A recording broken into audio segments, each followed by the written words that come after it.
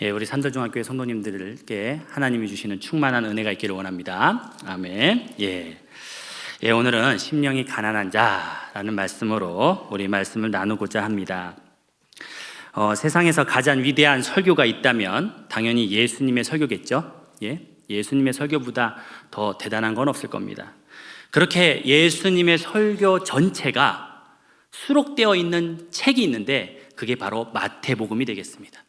마태복음 5장부터 7장까지 예수께서 설교하신 그 원고가 그대로 실려 있습니다. 그리고 그 이름을 뭐라고 합니까? 산상수훈이라고 합니다.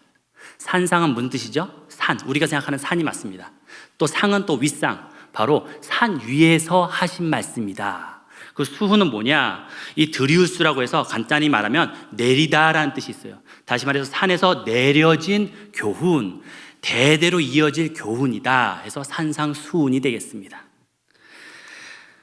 바로 예수님께서는 이 산상수훈의 말씀을 바로 마태복음 5장 1절부터 7장까지 이어지는데, 제가 수요기도에 이렇게 함께 할 때는 항상 제가 산상수훈의 말씀을 함께 나누고자 합니다. 오늘 말씀 한번 마태복음 5장 1절과 2절 우리 함께 봉독할까요? 자, 시작. 예수께서 무리를 보시고 산에 올라가 앉으시니 제자들이 나온지라 입을 열어 가르쳐 이르시되. 아멘. 그죠? 예수님이 딱 왕처럼 산에 앉으셨어요. 그리고 제자들이 딱 신하들처럼 나왔습니다. 또 무리들도 함께 나왔어요. 그리고 예수님의 입을 주목하였습니다. 그래서 입을 열어라는 표현이 있는 거예요.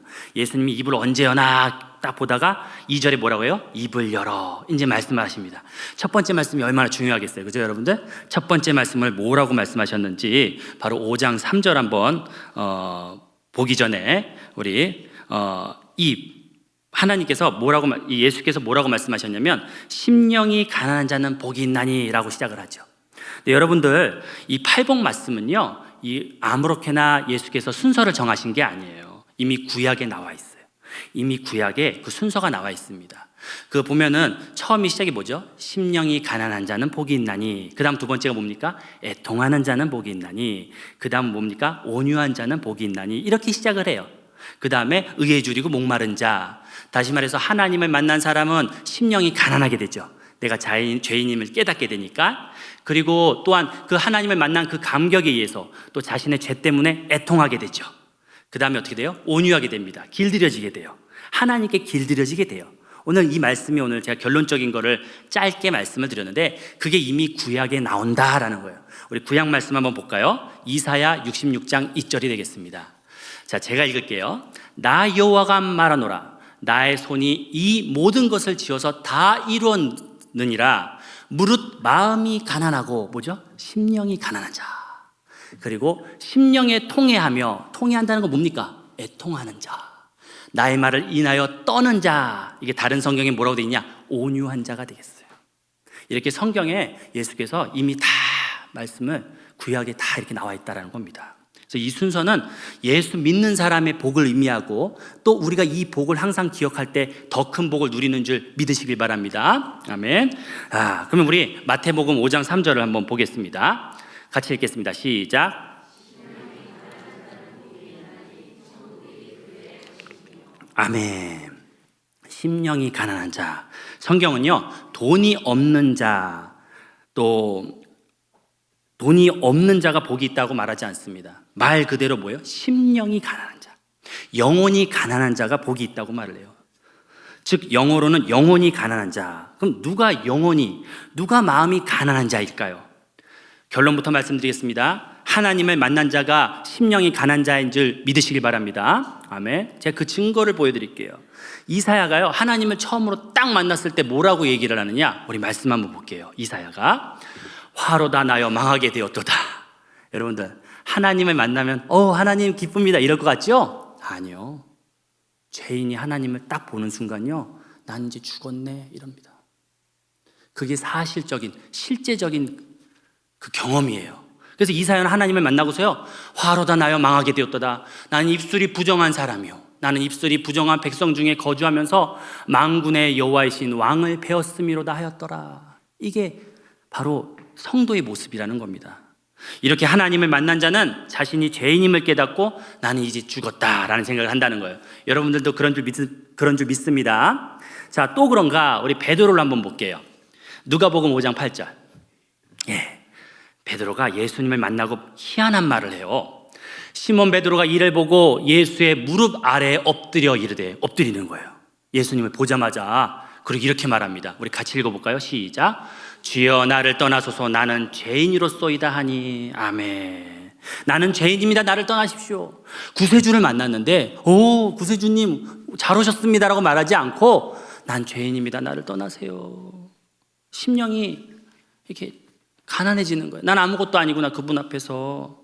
본능적으로 알아보는 거예요. 이분이 하나님과 동일한 분인 걸 알고 본능적으로 알아보고 나를 떠나시라고, 난 죄인이라고 이렇게 얘기를 한다는 거예요. 놀랍게도 그럼에도 불구하고 우리 주 예수 그리스도는 베드로와 함께 하신 줄 믿으시기 바랍니다. 이게 바로 큰 은혜 아닙니까?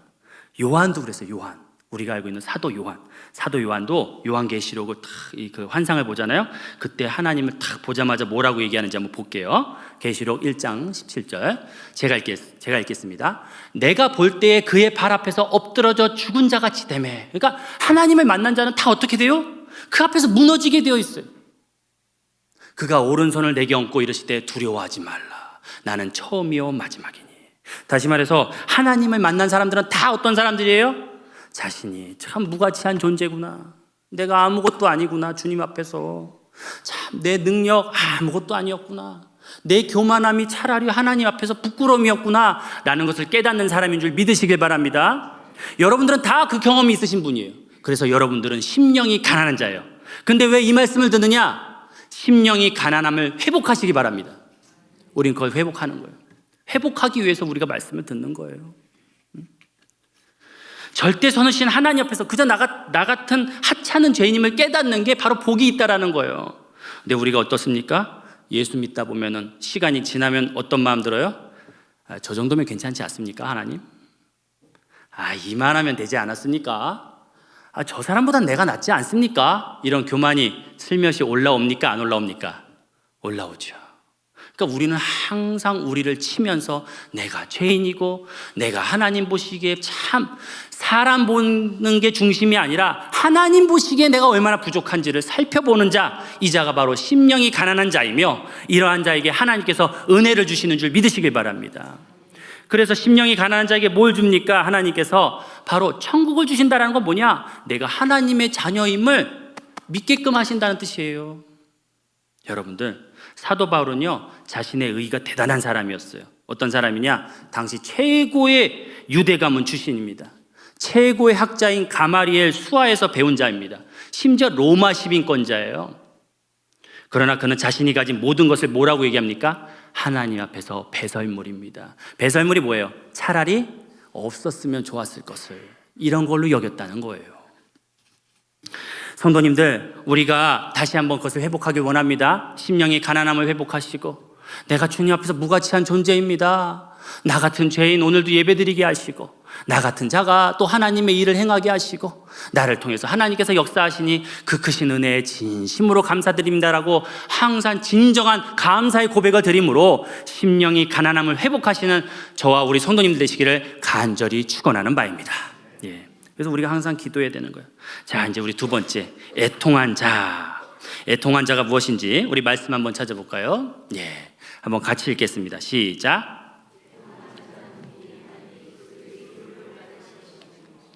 정말 신기하죠. 저는요 하나님의 말씀이 정말 하나님 말씀이라는 걸 알겠어요.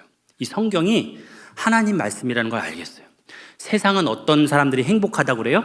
쾌락을 추구하는 자, 행복을 추구하는 자들이 행복하고 위로를 받는다고 하는데, 성경에서는 뭐라고 얘기해요? 애통하는 자가 위로를 받는다고 합니다. 애통하는 자가 하늘의 기쁨을 누린다고 말을 해요. 이게 얼마나 놀라운 말씀입니까? 자, 애통은 뭐냐? 여러분들이 다 아시듯이 회개의 눈물인 줄 잊지 마시기 바랍니다. 여러분들, 회개의 눈물을 마지막으로 흘려본 적이 언제입니까? 이 회개의 눈물을 회복하셔야 되는 거예요. 저나 여러분들이랑 마찬가지예요. 자신의 죄됨을 살펴보시길 바랍니다. 교묘히 죄를 지으면서 여전히 주를 위해서 열심히 살지 못하는 자신을 되돌아보시면서 회개하시는 성도님들 되시길 바랍니다. 전 제가 싫어요. 너무 부족하거든요. 이 애통함을 회복할 때 하나님께서 위로를 무한히 주시는 줄 믿으시길 바랍니다. 예, 이처럼 회개함이 신앙 습관이 돼야 돼요. 근데 여러분들, 제가 여러분들한테 한번 물어볼게요. 여러분들 교만하시죠? 예, 다 속으로 크게 아멘 하셨는 줄 믿습니다. 자, 저도 교만합니다. 그런데요, 교만하시죠? 라고 부르면 네, 맞습니다. 교만합니다라고 다 말씀하세요. 그런데요, 여기에 함정이 있어요. 구체적으로 어떻게 교만하게 한 주를 사셨습니까? 라고 얘기하면 어떻게 해요? 대답 못해요. 자기를 그만큼 깊이 살펴보는 것을 우리가 하지 못한다라는 거예요.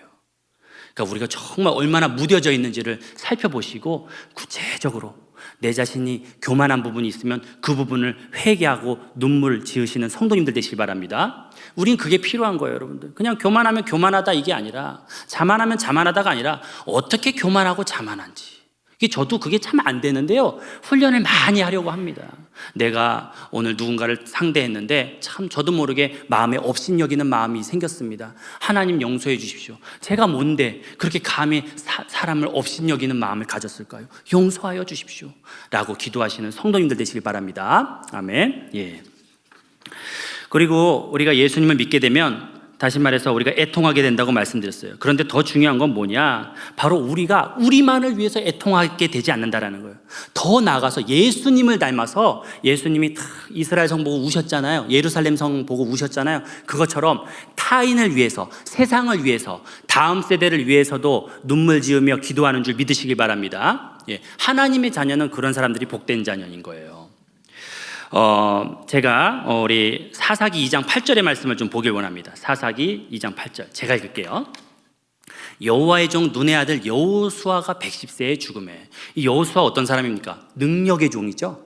모세에 의해 능력의 종이기 때문에 그 사람의 이름을 딴 성경책이 있죠. 근데 이 사람이 죽자마자 어떤 일이 벌어졌느냐? 10절 한번 읽을게요. 그 세대의 사람도 다 그 조상들에게로 돌아갔고 그 후에 일어난 다른 세대는 여호와를 알지 못하며. 여러분들 얼마나 두려워요. 여호수아는 뭘 봤습니까? 홍해가 갈라지는 걸 본 사람이에요. 여리고성이 무너지는 걸 본 사람입니다. 놀라운 역사를 많이 봤습니다. 그런데 여기 말씀해 보니까 어떻습니까? 그 세대의 사람도 다 그 조상들에게 돌아갔고 그 후에 일어난 다른 세대는 여호와를 알지 못하며 여호와께서 이스라엘을 위하여 행하신 일도 알지 못하였더라. 이게 무슨 얘기입니까, 여러분들? 다음 세대 교육과 다음 세대를 위해서 우는 일에 실패했다는 얘기예요. 이게 우리들의 일이라고 아니라고 장담하실 수 있는 분이 계십니까? 그 실패를 했더니, 자녀들을 양육하고 그들을 위해서 눈물 짓는 것을 실패했을 때 어떤 일이 벌어지느냐? 우리 13절 한번 볼게요. 여러분들이 읽겠습니다. 시작. 아멘. 무슨 얘기입니까? 여호와를 버리고 우상을 섬겼다는 거예요.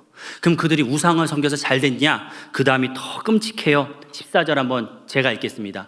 여호와께서 이스라엘에게 진노하사 노력하는 자의 손에 넘겨주사 그들이 노략을 당하게 하시며 또 주위에 있는 모든 대적의 손에 팔아넘기심에 그들이 다시는 대적을 당하지 못하였으며. 다시 말해서 뭡니까? 온갖 외세의 침략으로 인해서 완전 황폐하게 되었다는 겁니다. 우리가 여러분들 다음 세대를 위해서 눈물을 흘리는 것을 멈추게 되면은, 그리고 우리가 다음 세대를 위해서 기도하는 것을 멈추게 되면 이런 일이 벌어지는 줄을 반면교사 삼으시길 바랍니다. 예수께서요 십자가를 딱 끌고 갔을 때요 많은 여인들이 울었습니다. 울 때 뭐라고 하셨는지 아십니까? 예수님이 나를 위해 울지 말고 너희 자녀와 너희를 위해서 울라. 정확히 말해서 너희와 너희 자녀를 위해서 울라라고 했어요.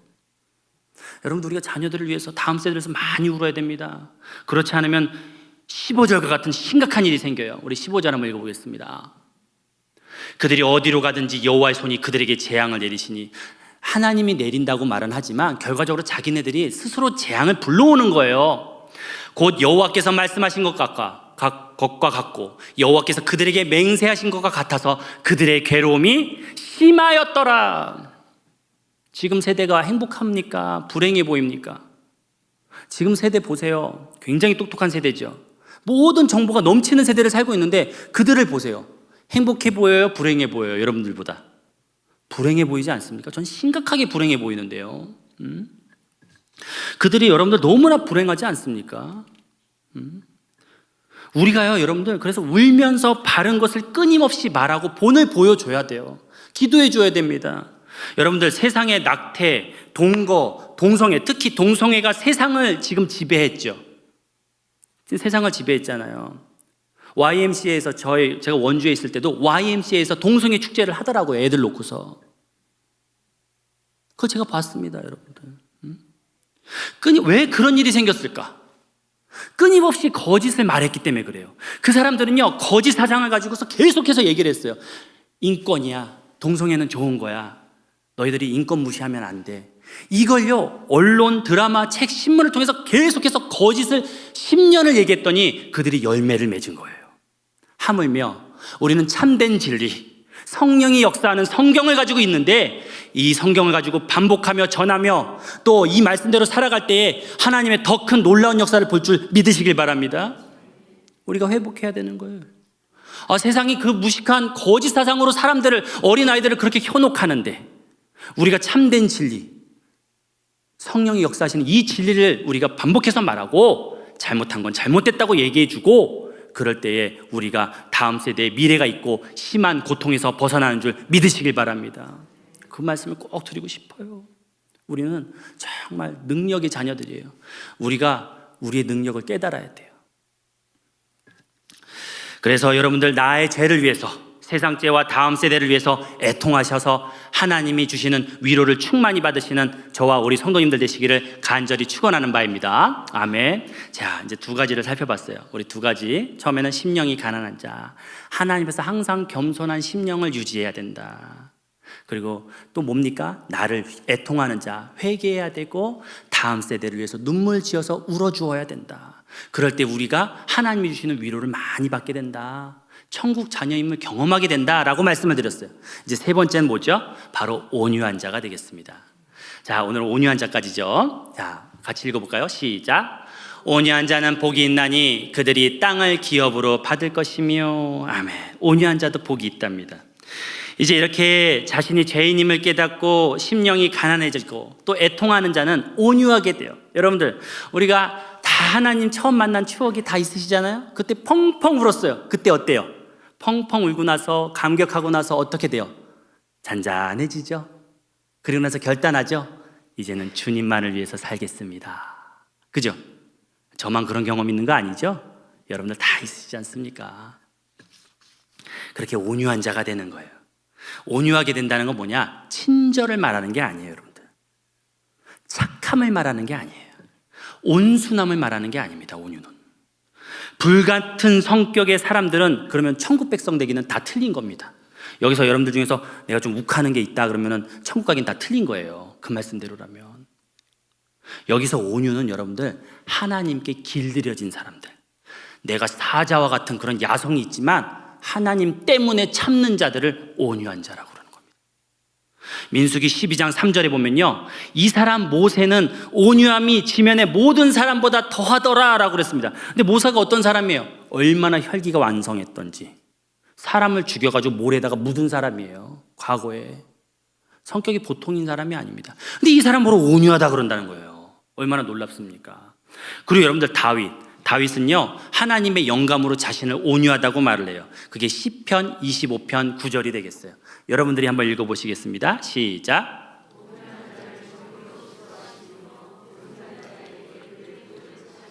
아멘. 그러니까 자기가 굉장히 온유하다는 얘기예요. 근데 여러분들, 온유한 자가 그렇게 사람들 많이 죽입니까? 다윗 손에 직접 죽은 자들이 수백 명이 넘어요. 블레셋 사람들한테는 그냥 괴물입니다. 다윗이, 우리가 맨날 그 성화의 아름다운 그림에 보면은 굉장히 아름답게 나오잖아요. 전혀 아니에요.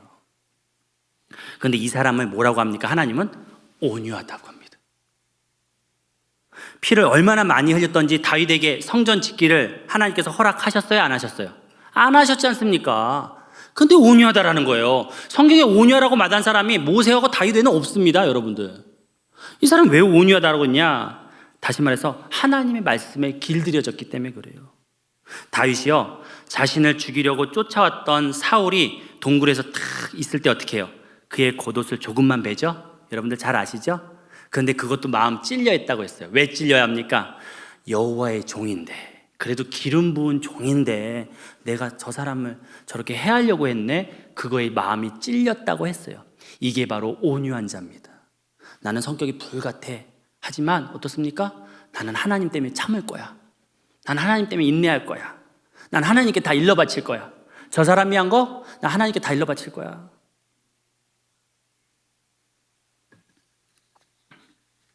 그가 아무리 원수이고 내가 그로부터 부당한 대우를 받아도 하나님 때문에 참는 거. 이게 바로 온유한 자예요. 여러분들 여기 다 얼굴 보니까 참 많이 참으신 줄 제가 보입니다. 네. 그게 온유한 자예요. 그리고 그런 자에겐 하나님께서 뭘 주신다고 했습니까? 땅을 기업으로. 하나님의 기업이 있고 사명이 있고 그 사명을 통해서 큰 열매를 주시는 줄 믿으시길 바랍니다. 이게 하나님의 은혜예요. 네. 여러분들은 다 야생의 사자들이에요. 여러분들 중에서 성격 없는 분들 없으시죠? 하지만 야생의 사자있지만 하나님의 사슬에 스스로 묶은 사람들이 여러분인 줄 믿습니다. 그래서 멋있는 사람들이에요. 세상은 정말 놀랍지 않습니까? 야, 하나님 말씀하고 완전히 반대예요. 세상은 뭐라고 합니까? 나를 공격하면 뭐 하라고 해요? 복수하라고 시키죠? 맨날 드라마에서 하는 게 뭐예요? 복수죠? 심지어 사이다 설이라는 얘기 들어보셨습니까? 나를 조금 힘들게 한 걸 가지고 복수한 거를 사이다라고 표현을 합니다. 세상은요, 정말 사탄의 역사가 넘쳐나요. 사탄이 왕임을 알 수가 있습니다. 여러분들, 세상은 사이다라고 하라고 하십시오. 우리는 주 안에서 참고 인내하고 오직 기도하는 줄 믿으시길 바랍니다. 그게 우리예요. 우리는 보통 사람들이 아니에요. 굉장히 멋있는 사람들입니다. 여러분들, 이 온유한 자에 대해서 하나 더 말씀드리자면, 온유한 자는 이것만 생각해요. 내가 뭐 고난당하고 내가 힘들고 이거보다 어떻게 하면 오늘 하나님을 기쁘게 할까? 어떻게 하면 그분으로부터 칭찬받을까? 사람의 칭찬에 관심이 없어요. 그냥 하나님이 칭찬 주시면 최고예요. 하나님 경험하는 게 최고예요. 그거 찾으러 다니는 사람이 바로 온유한 자이고 여기 있는 성도님인 줄 믿으시길 바랍니다. 아멘. 자, 이제 여러분들 말씀을 정리하고자 합니다. 우리가 심령이 가난하면 뭡니까? 나의 무가치함과 더러움을 잊지 말자라는 거예요. 내가 주 앞에서 겸손한 모습으로 감사로 살아야 되겠구나. 또 애통은 뭡니까? 내가 정말 회개를 회복하지 못했다면, 회개의 눈물을 회복하지 못하였다면 회개의 눈물을 회복하게 해달라고. 그리고 또한 다음 세대를 위해서 울기를 원한다고. 정말 다음 세대를 위해서 울어서 그 다음 세대가 심한 고통에서 벗어나서 주님 안에서 영광된 모습 되길 원한다고 기도하시길 바랍니다. 제가 영유치부 담당인 건 아시죠? 제가 영유치부 담당인데 우리 선생님들하고 화요일 날하고 토요일 날 저녁 9시부터 인터넷으로 화상으로다가 모여서 기도를 해요. 아이들을 위해서. 그 아이들을 위해서 기도하는 기도회 이름이 뭔지 아세요? 별빛 기도회입니다. 별빛. 일단 저녁에 하니까 별빛 기도회고, 그리고 왜 별빛이냐? 예수께 인도하는 별이 되자라는 거예요. 여러분들도 예수께 인도하는 별이 되시길 바랍니다. 하나님께서 그것을 기뻐하십니다. 그리고 온유하시길 바랍니다. 주님 앞에서 참고 인내하면 하나님께서 반드시 여러분들을 보상하시고 은혜를 베푸실 줄 믿으시길 바랍니다. 그래서 오늘 우리 항상 하나님의 은혜로 살아가시는 우리 성도님들 되시기를 간절히 축원하는 바입니다. 아멘.